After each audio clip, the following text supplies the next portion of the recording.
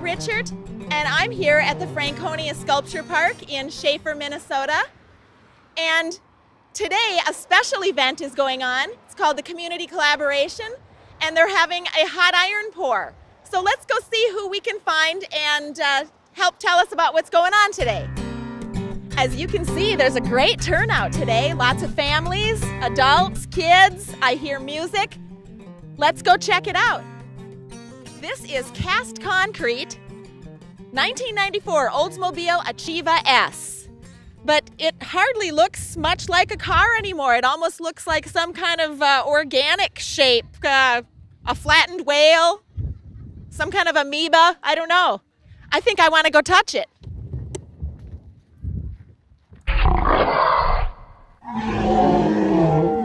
Oh, I think clearly a mold was made on a flattened car, because look at the detail. Can you see this here? The detail right on the tire. But because it's smashed and cast into this other material, it takes on a whole other sensibility about it. I mean, you don't think of hard metal. This is something soft and organic. I think it's great. Look at that thing. Doesn't it just look like it's about to go? It looks like kids are really enjoying themselves. That is not your typical playground that you see at a normal park. Lizard lounge, I smell food. And it's probably not lizards on a stick. Yeah, it looks like people are getting their appetites satisfied over at the lizard lounge. Putting mustard on various things. They come away looking happy.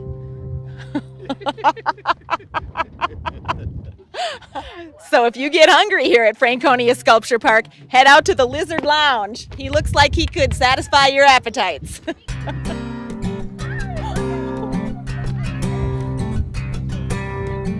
Yeah, what you see here are the foundry people pouring the molten iron into the open-face sand molds.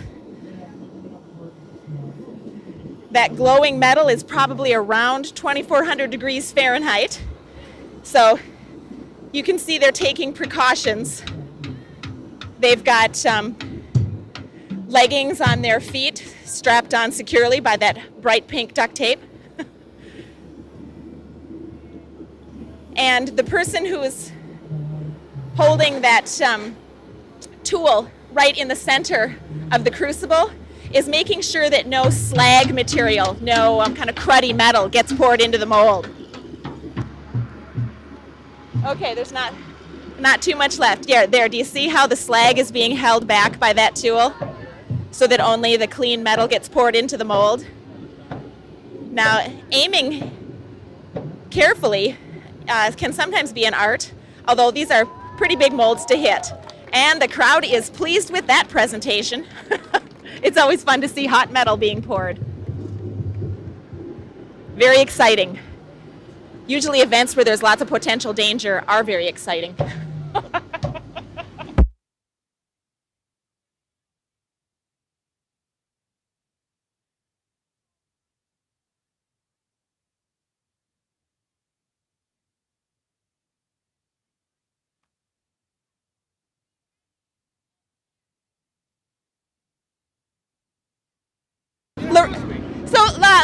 Loretta, you are the office manager here at Franconia Sculpture Park. Sure, and what does that entail? That entails keeping everything together. That sounds like a pretty important job. Ask her when she moved here. When did you move here? To this area 27 years ago. And when did you become part of Franconia Sculpture Park? 3 years ago. 3 years ago. So this is my third iron pour. Okay. The park moved over here at the end of 2006. So this is our third season on this site. And what's better about this site compared to the other site? What are some of the advantages? Way more room. Way more room for sculpture. And sculpture takes up lots of space, so room is a real priority, isn't it? That's right. That's right. And on this space, we've been able to develop like the earthen amphitheater and some other structures that we couldn't have at the other park. So that's great. So what are some of the highlights today besides this iron pour, or is this the highlight? This is is it, man. Yeah, this is the deal. When the hot metal starts rolling, then that's the highlight. And these people will be working until late into the night. Yeah, I agree. Yes, I've seen so much hot metal being poured, and I've helped do it. But still, every time I see it, it's so exciting. I feel like a kid. It's like, oh, here it comes. Yeah. And then the wild feasting goes on later on. The wild feasting. Yes. Yeah. Yes. And really, the best part is these molds right here are open face, so we can really see what has been poured into the molds. But the molds that are completely surrounded by sand material, you can't tell what the sculpture looks like. And so breaking open the mold is a very exciting part also, isn't it, for the artists? Happening tomorrow and Monday. The artists will still be here breaking open their molds, finishing up, getting them mounted and installed. The large ones we're using the gantry to actually hold the ladle. So the ladle that they're using to pour these 3 large molds, these 3 right in front here? Molds, yeah. Oh, they'll be using that overhead hoist? Yeah, and there's like a little hook that's going to be holding the weight of the ladle. Because how many pounds of iron will be in that ladle? 300 pounds plus the weight of the ladle. Bye, Loretta. Thank you.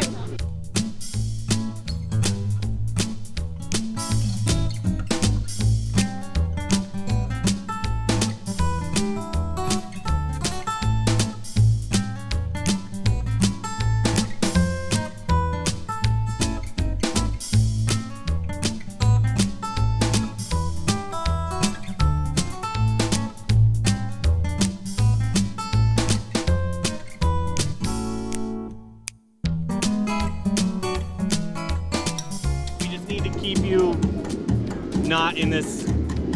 You want to keep us safe, and we appreciate that. I mean, everybody that's out here is wearing head-to-toe leather with steel-toed boots and secured big, with hot pink duct tape. Yeah, duct tape. I appreciate that. Yeah, it's good to see where you're at too. You know. Yes. So, how soon do you anticipate the next batch of iron being ready to pour? Once it actually gets up to temperature, it should be about once every 15 minutes that we're tapping. Yeah. But they're charging when they're pouring, so that.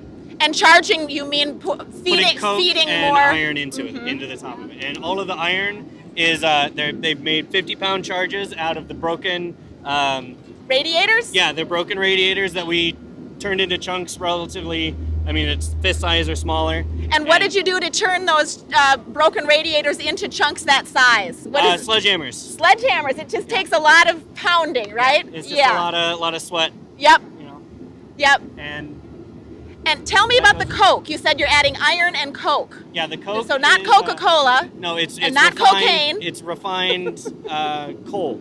It's along the same lines at what gasoline is to petroleum. Okay. To regular oil. And what purpose does adding that Coke to the iron serve? The Coke is the fuel that runs the furnace. It's okay. It burns hotter. It burns longer than if you were just like throwing like charcoal briquettes in it or anything. It burns hotter for a longer extended period of time, so that we can actually get it up to the 2,500 degrees to melt the iron. Gotcha. And they're pulling double duty with the top of the furnace, where they're using the top of the furnace as a ladle warmer. Yes. To burn out any of the inside and to keep it warm and to keep any moisture from forming on the inside of the ladle. Mm-hmm. Because if it gets cold or if moisture starts to form in there, it can be very dangerous with the molten iron. Because that would shock it and it would explode out, right? It would pop. Yeah. And we don't want that. No. So, but they've got the 2 ladle warmers off to the side where they're blowing basically propane tanks, straight into it with like weed burners, and they're using also the top of the kiln to do the same thing. So you call that a kiln, that furnace? Yeah, it's technically a cupola, but it's I don't know the technical term. That's okay. I don't know the technical difference okay. between a cupola and a cupolette. One of them has a roof that's sealed off, and one of them doesn't. And well, I'm getting all of these terms mixed up because I actually do a lot of bronze casting, and I've done just some iron pouring. And I know that some of the terms overlap, but some of them are a little bit different. Running iron's a beast. It's a whole nother animal. It's so much different than doing any other molten iron. You're running hotter and faster and with more people, and it's a lot more dangerous, and it's a little dirtier, but it's a lot more fun. And why do you say it's a lot more fun? Because of the more sort of instant gratification? Well, it's a beast. You've got, right now we have 15, 20 artists out on the work pad just to run the furnace and to make sure that everything's working. You've got 2 people holding each end of the ladle. You've got 1 person loading and charging, and 2 backups, and 1 person guiding the ladle to where they need to pour. So it's an extensive, a real team effort. Yeah, it's and everybody has to know exactly what they're doing, or somebody can get hurt. Right. And so radars are all on high alert. Yeah. Everybody is just very, very on point today, and very aware of where they are and where they are stepping and what's underneath them and what's around them. Can I back up here for a moment? I should have probably asked you this first, but can you tell me your name and how you're Thomas. You're Tom. Okay, and how are you connected to Franconia Sculpture Park and this iron pour in particular? I'm the development associate at the Sculpture Park. What does that mean? Grant writing, kind of general admin work. And I've done some iron pours in the past. I'm just not that involved in this one. I just moved here about 3 weeks ago. Okay. I just moved here from Pittsburgh, and I was helping friends in Pittsburgh actually do a lot of iron pours out there. So I do have some background in doing this. Uh-huh.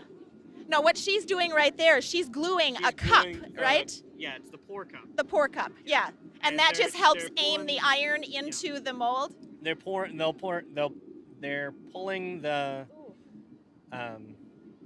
ladle off, and they're getting ready to bust out the bot. Bust out the bot. Can you put that in layman's terms? There's a plug made of clay and refractory that's shoved in the front where the pour is. And they use this, that guy's got a small spike with a flat end on it so he can use his hand to get it. And he uses that to bust through that clay to get to the molten iron. And once that is broken, it pours out into the ladle. And then they scoop out with a skimmer, and they're getting ready the next bot to plug it, and somebody should be warming up the skimmer on the top part again, so it doesn't shock the metal. Yeah, and so it doesn't, if you stick a cold piece of metal in it, it'll blow up. Yes, and we don't want that. Yeah. So he's busting out the bot right now, and what they're doing now is once they got it full, they have to scrape the excess bot and any glass, which is called slag. Slag, right. Out of the top of it so that you're not pouring that into your molds. Somebody's protective gear fell down and they're restrapping him, which is a good idea. Pants around her ankles. Oh, is that her? Yeah. We need some more duct tape. Oh, that's Thomas. Yeah. And see, he's pointing with they've got the skimmer out just to make sure that it doesn't splash. And then holding back the slag? Yeah. They're just using it to control the flow. Oh, I see. Okay. So about how much iron is in a full ladle that size? 150 pounds. Okay. And so that's 150 pounds plus about another 100 pounds just for the amount of... The equipment itself. Yeah. So those 2 people are holding up about 250 pounds. Yeah.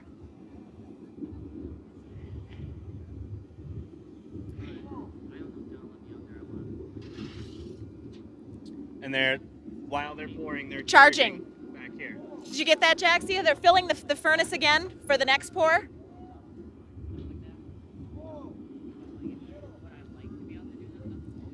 And they want to make sure that they get everything out of the ladle, because if it starts to cool at all, you got to bust it out with hammers. And that's a pain. Yeah.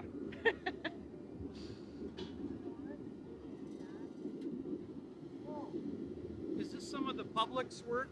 Yes. This is all the scratch molds that people were making on these tables and still apparently are.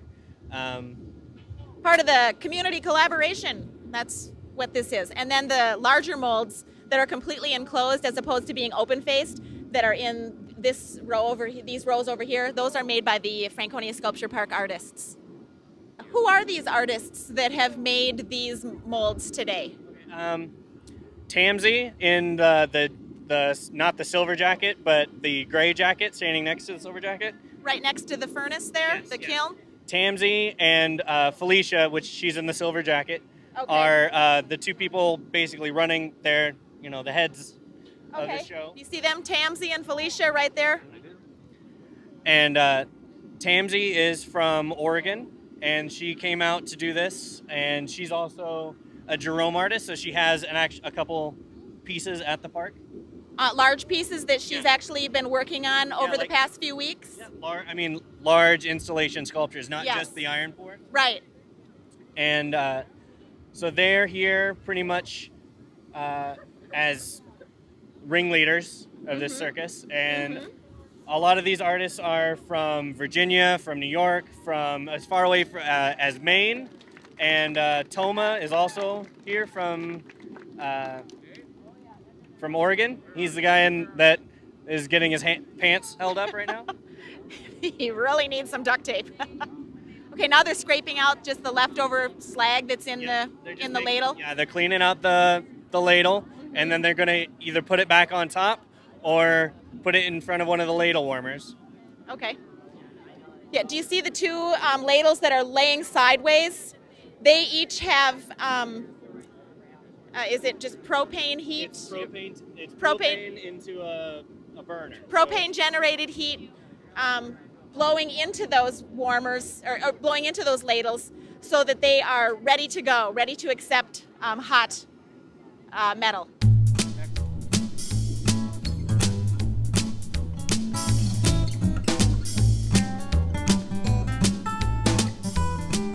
But it looks like the ladle that is now on top of the furnace is the smallest one. Yeah, that's the smallest one that we've got right now. So that seems to be the one they're using now. Well, they don't want to, if you're carrying around one of these larger ones, it's more difficult to control when you're doing these small pours. Sure. Because each one of these can't weigh more than 5 to 10 pounds. Right. But some of these larger molds, especially the ones that are underneath the gantry, yes. Those are going to take like the full 300 pounds to yes. pour. Okay. Which is, and they'll be charging more into the furnace. So it'll be one large pour. Okay. How soon will the community artists that made these scratch molds be able to pop their sculptures out of their molds? Once they're cooled down just a little bit, we're going to give them maybe 20 minutes to a half an hour. We'll be able to pop them out of the sand molds, and then we're going to quench them in water. So you just drop them right into water? Well, with these tongs. There's two different sets of tongs. And you quench it. Uh-huh. Does it make the noise? Yes. And then even for there a little bit, it'll boil the water for a while. So even a large horse trough full of water, after a couple times of quenching, it'll boil that whole thing of water. So it'll be solid boiling water. Is there any risk to doing that too soon and cracking the iron? If you pull it out too soon, you start to lose any detail, and you can also risk just it not being set up at all. And so it loses the crystalline structure and starts to kind of fall apart. That would be bad news? Yes. You think those face plates would stop a splash from going through? They're, it's a mesh that's supposed to stop any of the large drops, but anything smaller will actually go through, and that's why they're all wearing protective goggles as well as just the face shields. But yeah, it's amazing because it's the iron when it comes out it's a lot like taffy or like molten glass in that it'll stick. So if you've got a screen, it'll stop it. But if you've got like if it was a plastic face shield, it would just melt and you go right through it.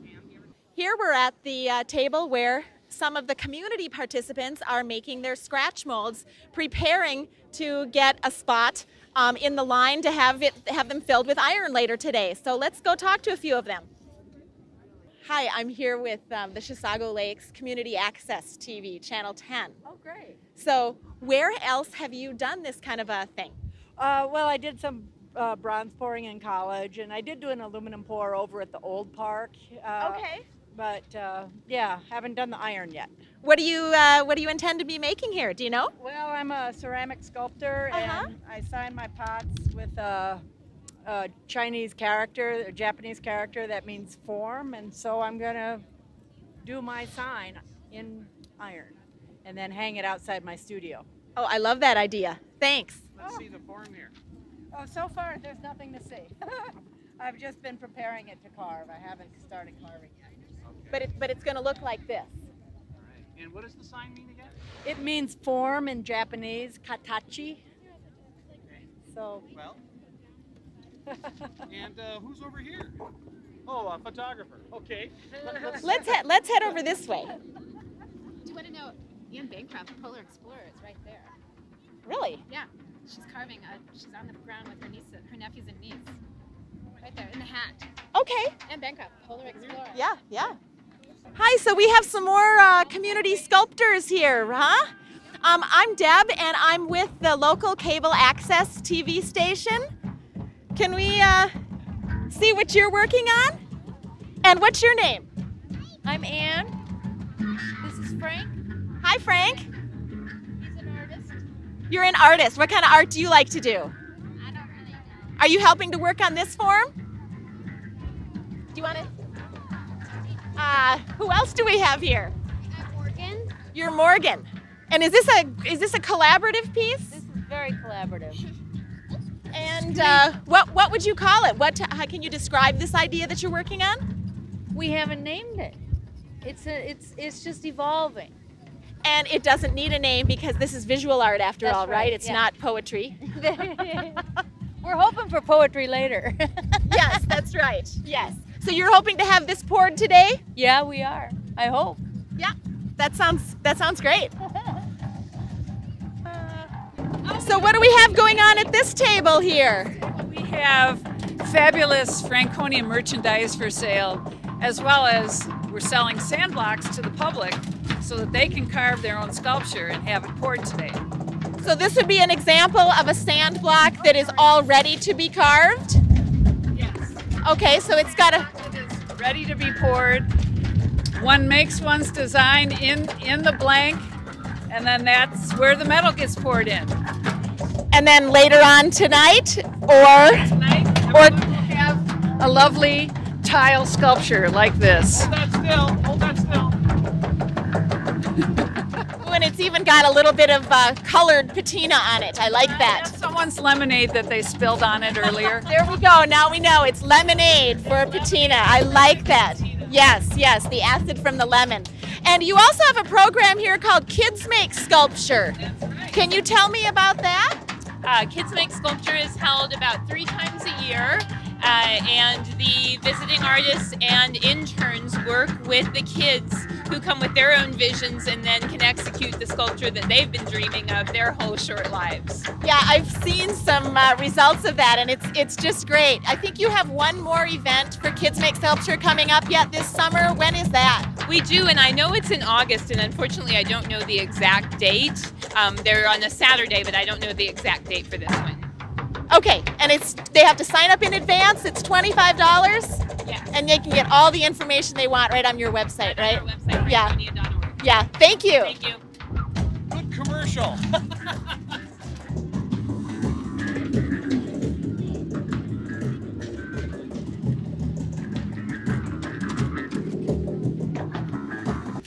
Tamsi Ringler's out on the pour floor, so you're not Right. going to be able to Right, we talk already. to her. Yeah, we already saw. I don't know who else Tamsi is around. Okay, but so is that the piece that she's working on? Yeah, it's going to be another climbing thing for kids. Cool.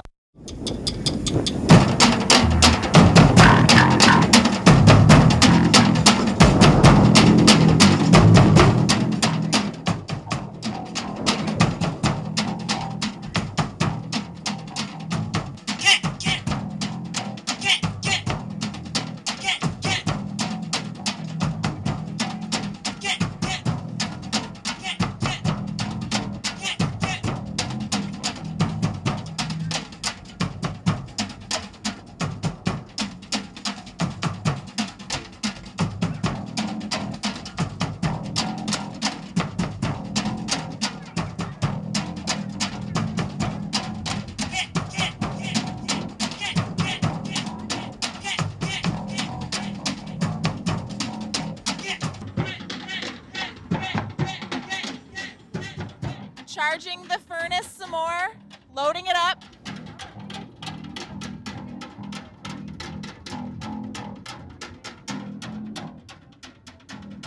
And I think there went some coke. That helps it burn hotter. Yep.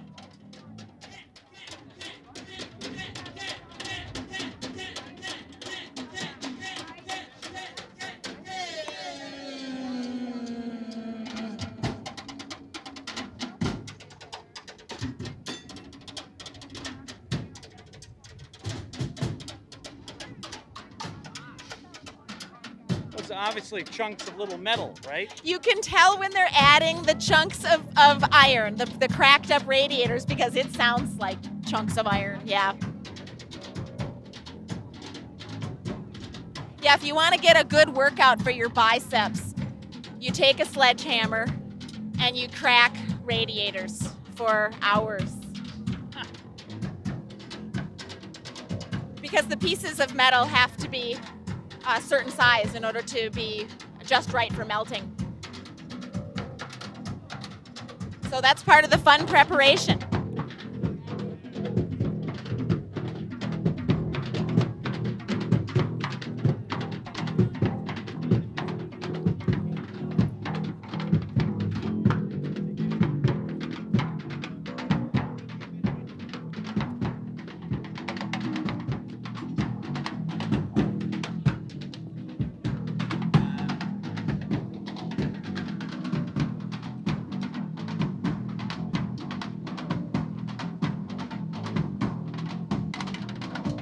They must have just poured another ladle full of iron because they're now getting ready to hoist it up on top of the furnace to keep it warm.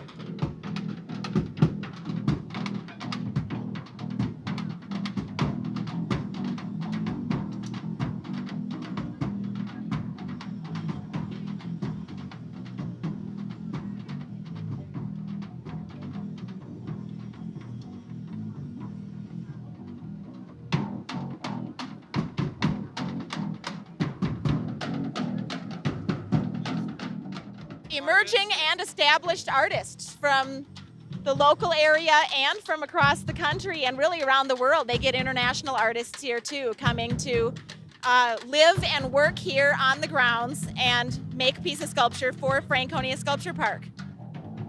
And some of the sculptures stay here for a year or more.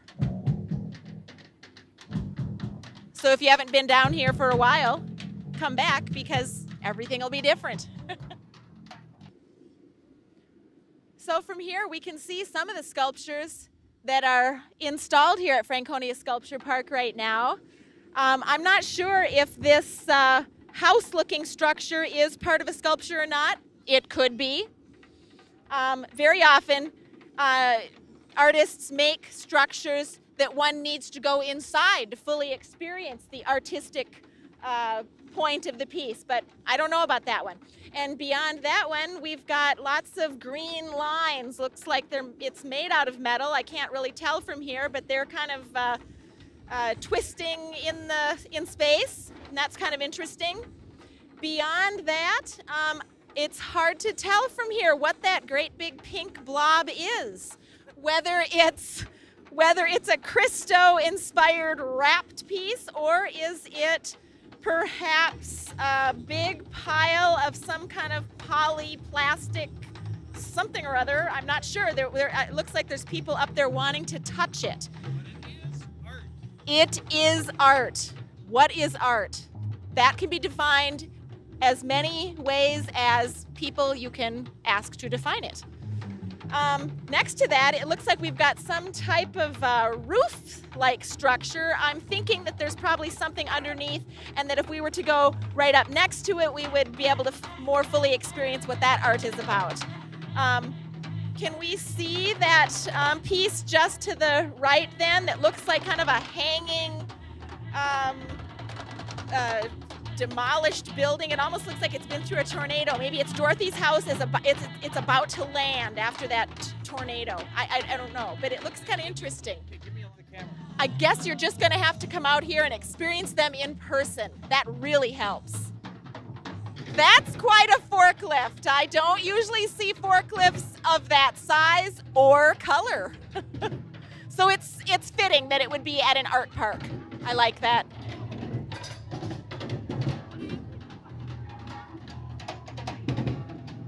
Sometimes it's hard to tell the difference between materials, trash, and sculpture. One needs a discerning eye.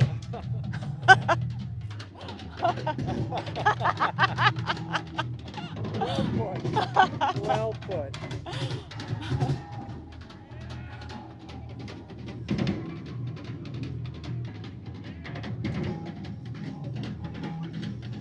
But the best thing about coming here is that you get to see somebody's vision made three-dimensional in our world, and it might make you think about your relationship to, you know, this place we live in just a little bit differently. It might make you think about something a little differently. The metal that they use for these iron pours, they get from old radiators. Where they get the old radiators from, I'm not sure, but they bring in truckloads of them. And a very important part of preparing for an iron pour is breaking these radiators up with a sledgehammer. And it's a lot of work. I mean, it's everything you'd think it would be. You take the sledgehammer and you just whack it real hard, and you've got to break up these radiators into pieces that are, you know, about like this size. They're very picky. They can't be too big, and if it's too small, that's just a waste of effort. You should have gone on to another radiator. If you're coming up from the Twin Cities, the easiest way to get to the Franconia Sculpture Park is just to come right up Highway 35E or W and keep going, because eventually those two roads join together and become just Highway 35. And then you take the Highway 8 exit, which only goes east, and you can't help but run right past it. It's about 45 minutes or so from the Twin Cities. Well worth the drive. In fact, you could make a whole day of it. Okay, it looks like the hot metal might be ready to pour.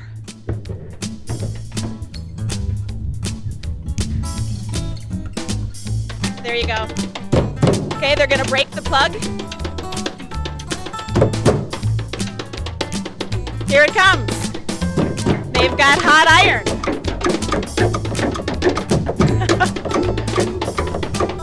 They like to make sure that only special people get to see it. Here you go. Here's a good shot. There we go. So that hot iron, almost 2,500 degrees Fahrenheit, is flowing into the ladle.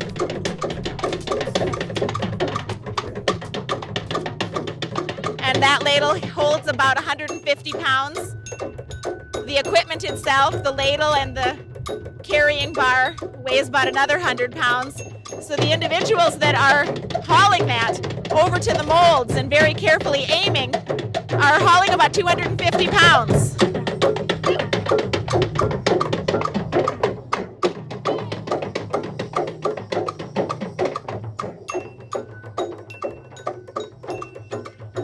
And now they're scraping the slag out of it, the impurities.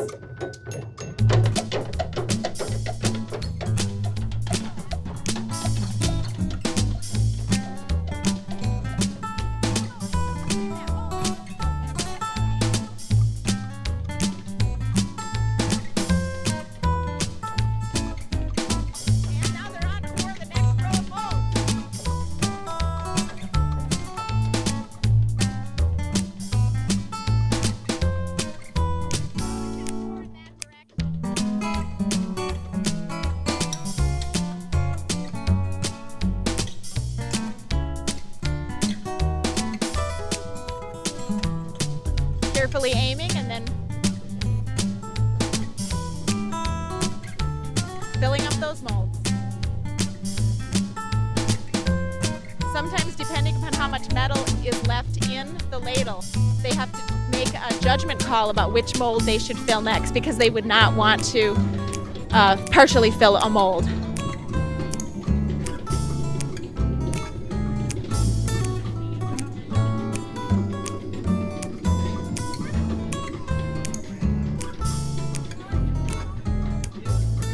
And that's it for that one.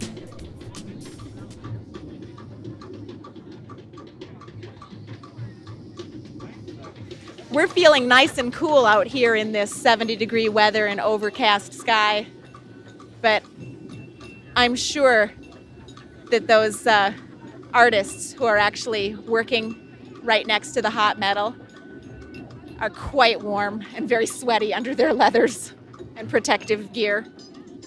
Oh, it's gone. This seems to work very well. Somebody else about ready to, is this graphite? What is that stuff that the participants paint right onto their molds right before they're ready to have the iron poured in? We mix graphite with denatured alcohol, and then it's a release agent and also acts as a, so the sand, the texture of the sand doesn't get into the piece. So it kind of fills up the pores a little bit. Yes, okay. Exactly. Thanks. No problem. So are you going to paint that onto your mold now? Yep. It's going to be a dagger. It's going to be a dagger? Yep. That's pretty cool. Uh-huh. I see you have some help with that, painting that on. Hannah's helping you do that? Yeah, she is. He's full of questions. It's great. Yeah. What questions have you had about making your sculpture? I didn't have any questions on this. What's your name? Keegan? Keegan, what are you going to do with your dagger sculpture once it's cast? When it's done and I bring it home, I'm going to just like hang it. So you can have it in your room and it can inspire you whenever you look at it? Yeah, it's just going to be for decorative. Sounds like a good plan, Keegan. Yeah. Thanks. Thanks. I just remember, maybe it's because by the time you get to paint that stuff on, you know that you're done carving your mold if you're going to do that kind of a quick mold. But there's something really satisfying about painting that stuff on. Again, I'm Deb Richert, and I'm here at the Franconia Sculpture Park, and we've been looking at lots of sculpture, we've been talking to artists, we've been watching the iron pour. It's been a really great turnout here at Franconia Sculpture Park for this community collaboration. And if you're interested in getting some more information about what happens at the park, you can just go to franconia.org or call 651-257-6668.